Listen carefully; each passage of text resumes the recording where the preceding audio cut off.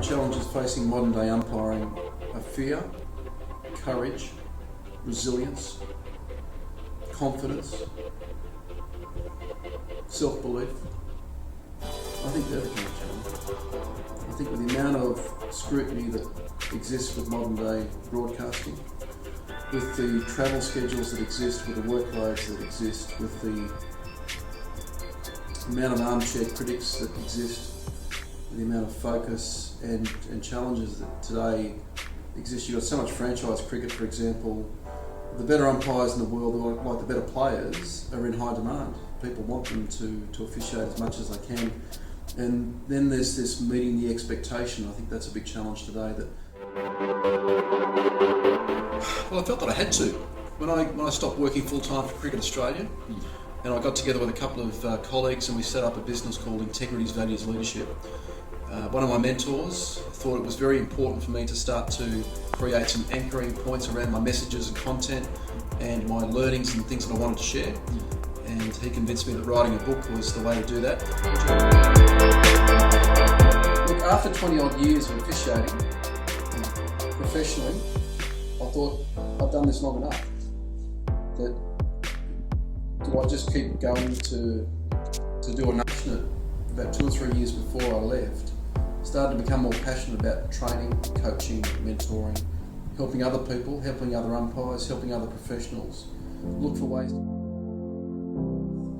and players that are taking some time out of the game, or some of the youth suicide challenges that are big issues in society. You know, they're not job-related issues, they're just life issues. And so in my book, when I talk about transferable skills and I talk about preparation, hard work, resilience, confidence, coping with pressure, bouncing back from setbacks, that's where I'm hoping that people will connect with the fact that these skills can apply to anyone at any time, in any field, and I can actually become a better individual. It really depends on what's your attitude to technology. It depends on what your attitude to DRS. And I'll give you two different attitudes. One attitude would be, it's great that I can fix up my mistakes and I can move on, or the game can move on and not focus on the mistake. That we correct the mistake and then the game just moves on. So that's one attitude. The other attitude could be, it's all about me and it's all about my mistake and I don't want to make a mistake and I don't like the technology and I don't like being shown up that I'm wrong. Now, they're two extreme attitudes, but you can see that both of them will have an impact about how much pressure you then put on yourself based on how you think. But then there's the other issue of pressure, and in the book I've defined pressure about being overly caring about what other people think. Now, if you yourself overly care about the technology, or you overly care about whether it's right or it's wrong, then you're putting a lot of pressure on yourself. Now, if you implement more technology into the game, that's going to take time out of the game. So for every review, every referral takes time out of the game. It makes the game longer. So there's a cost. Then who pays for the technology? Because at the moment, the ICC don't own the technology. It's owned by the broadcasters. Who pays for that? Everybody does. The other thing was that there was I found it interesting about the criticism or supposed criticism for the countback with the boundaries. Now that playing condition had been in place for over 10 years. Just that we never used it. But everyone signed up for it. All the players knew it. And I'll tell you how they knew it. Is because at the half-time break in all limited overs matches, when there's a super over, we always put a boundary count on the Duckworth-Lewis Stern sheets that go to the teams. So they were fully aware of boundary count issues should there be a tie in the super over. So to say that either team or the competition was surprised about this is not right. That some of the public might have been surprised, some of the commentators might have been surprised, but only because they didn't bother to read the playing conditions, or only because they didn't take the time to connect with how the game's being played. Now, is that the fault of the umpires? Is that the fault of the game?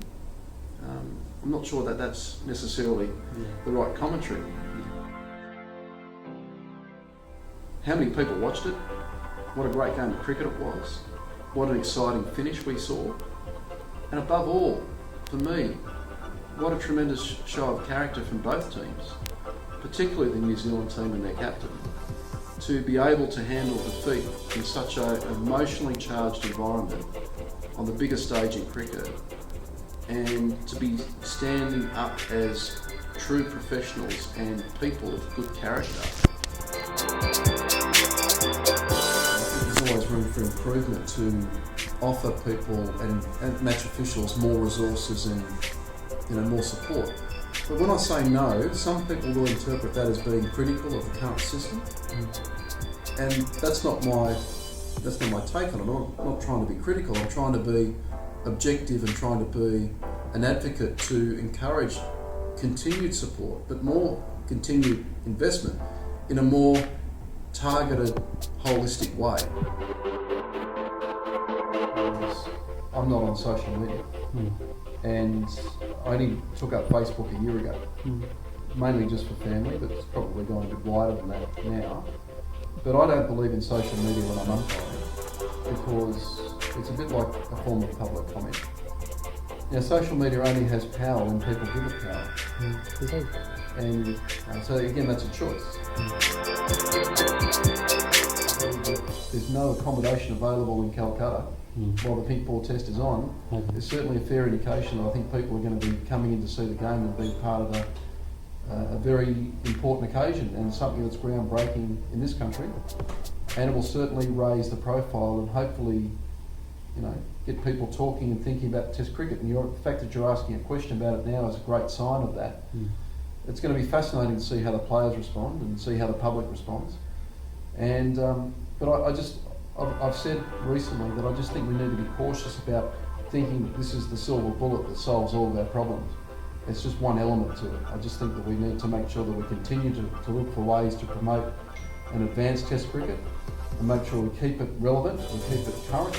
We also make it more exciting and attractive for people to watch and to play. I haven't got the detail on that, so it's really hard to tell. But I was involved in an ICC umpire trial in 2016 where we did have that cross-5 one-day internationals.